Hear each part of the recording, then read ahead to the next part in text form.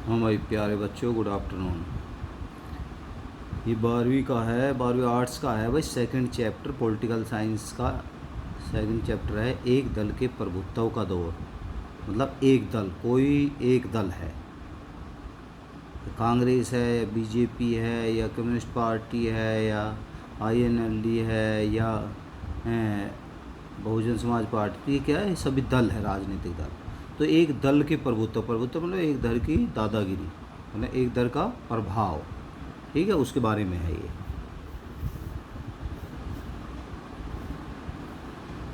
देखो भाई, अब इसमें ये कह रहा है कि भारत 15 अगस्त 1947 को स्वतंत्र हुआ। कब हुआ भारत? 15 अगस्त 1947 को।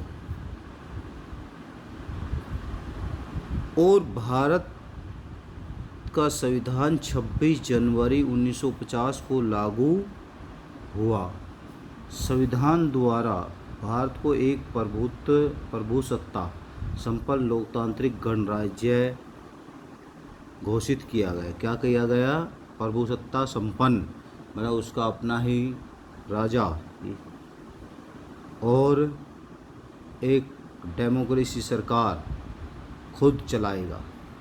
तो क्या है वो कि एक प्रभुत्व संपन्न लोकतांत्रिक गणराज्य की स्थापना घोषित किया गया।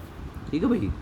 अंत देश में एक लोकतांत्रिक सरकार की स्थापना करना आवश्यक है था। वैसे तो दलीय व्यवस्था प्रत्येक राजनीतिक व्यवस्था का अभिन्न अंग होती है। क्या होती है? दल की व्यवस्था अभिन्न अंग होती है, परंतु लोकतांत्रिक व्यवस्था में इसका विशेष महत्व है। लोकतंत्र में दल का बड़ा महत्व होता है और विभिन्न विचारधारा वाले व्यक्ति को अपने अपने राजनीतिक दल बनाने तथा अपने विचारों को प्रसारित करने की स्वतंत्रता होती है।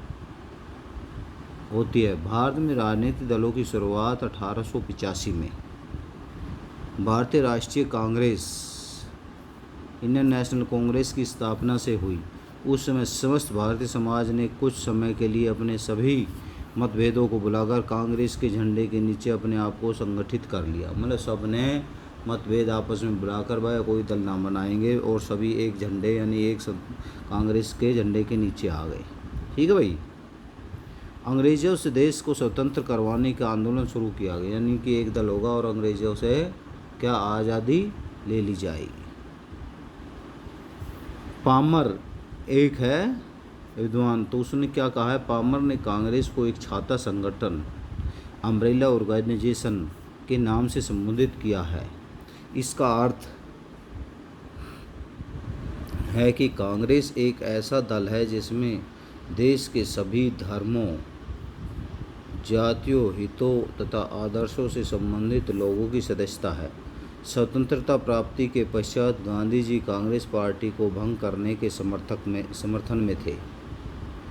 उनका विचार था कि कांग्रेस देश को स्वतंत्र कराने में सफल रही और स्वतंत्र भारत के नवनिर्माण के लिए एक नए संगठन की आवश्यकता है, परंतु गांधी जी के इस विचार को स्वीकार नहीं किया गया और स्वतंत्रता प्राप्ति के पश्चात भी देश की बागडोर कांग्रेस पार्टी के हाथों में चली गई।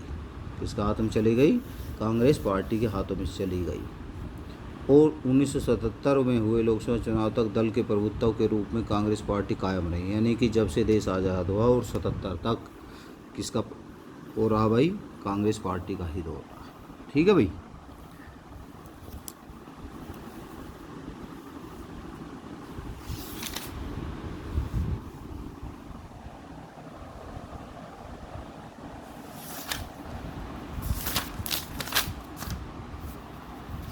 अच्छा भाई, अब देखो इसमें ये कह रहा है कांग्रेस को छाता संगठन क्यों कहा जाता है? अम्ब्रेला ऑर्गेनाइजेशन क्यों कहा जाता है? कांग्रेस पार्टी की स्थापना सन 1885 में हुई। उस समय समस्त भारतीय समाज क्षण भर के लिए अपने आप को के मतभेद और अपनी विचारधारा को भुलाकर कांग्रेस के झंडे के अधीन यानी उसके नीचे अपने आप को संगठित कर लिया था। इस प्रकार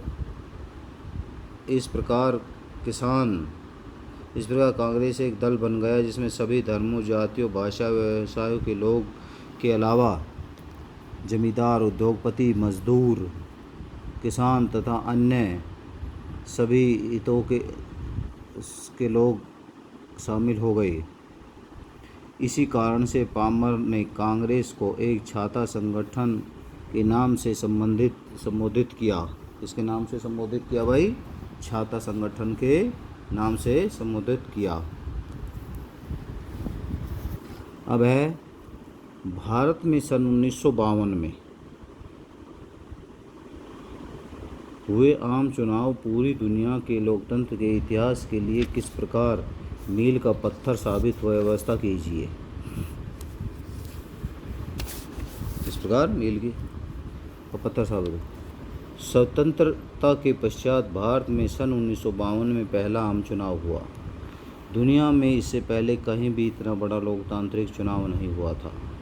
भारत के इस चुनाव को लेकर पूरे विश्व में तरह तरह के प्रश्न उठ रहे थे और कहा जा रहा था कि क्या भारत में लोकतांत्रिक शासन प्रणाली सफल हो पाएगी। परंतु भारत के करोड़ों मतदाताओं ने जाति, धर्म तथा अन्य भिन्नताओं से ऊपर उठकर जिस सूझबूझ का परिचय दिया और उचित उम्मीदवार के पक्ष में मतदान किया, उसकी दुनिया के कोने कोने में प्रशंसा हुई। क्या है, अब भारत में जब इस तरह का चुनाव हुआ तो भारत का विश्व में बहुत चर्चा हुई। अब भाई इतने बड़े लोकतांत्रिक देश में चुनाव कैसे हुए।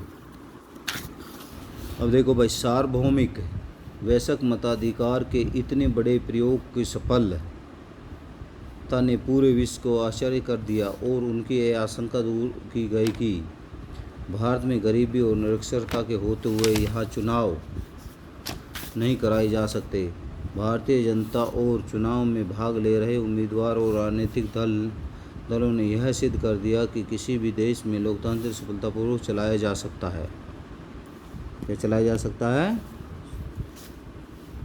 चुनाव। अब देखो भाई, ये क्या है, सारे कम्युनिस्ट पार्टी क्या है, जनसंघ क्या है, स्वतंत्रता क्या है, तो अब इसमें देखेंगे 1-2 प्रश्न इसके भी। भारतीय कम्युनिस्ट पार्टी,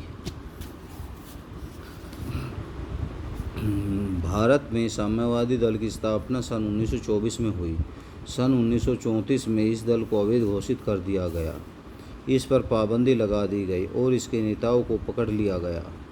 परंतु दूसरे विश्व युद्ध के दौरान जब रूस भी अंग्रेज़ों के साथ युद्ध में शामिल हो गया तो सरकार का समर्थन कांग्रेस की आलोचना करने के कारण इस दल से प्रतिबंध हटा लिया गया।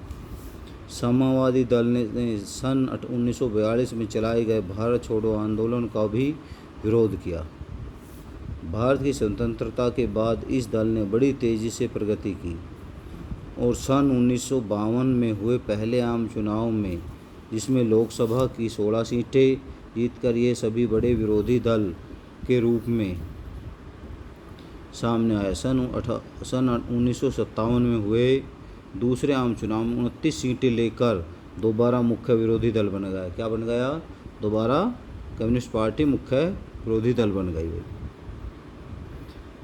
इन चुनावों के समय इस दल को केरल राज्य की विधानसभा में बहुमत प्राप्त हुआ। कहाँ बहुमत प्राप्त हुआ? केरल राज्य की विधानसभा में। इसने राज्य में पहली कम्युनिस्ट सरकार की स्थापना की।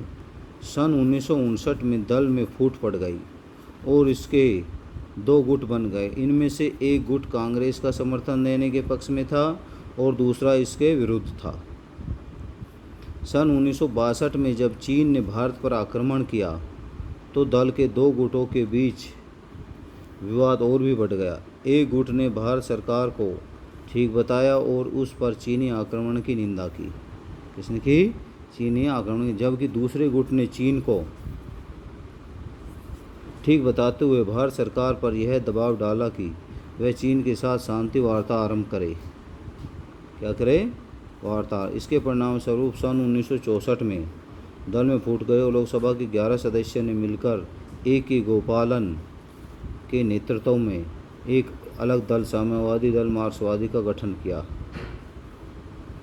आज भी यह दल भारतीय है। क्या है भाई? आज भी यह दल, दोनों दल, भारतीय साम्यवादी दल और साम्यवादी दल मार्क्सवादी अलग अलग दल के रूप में कार्य कर रहे हैं। पश्चिम बंगाल तथा केरल राज्यों की राजनीति में महत्वपूर्ण भूमिका निभा रहे हैं ये। ठीक है भाई, तो ये जो क्वेश्चन करवा रहा हूँ ये नोट भी करने हैं कॉपी में भाई। ठीक है भाई, ठीक।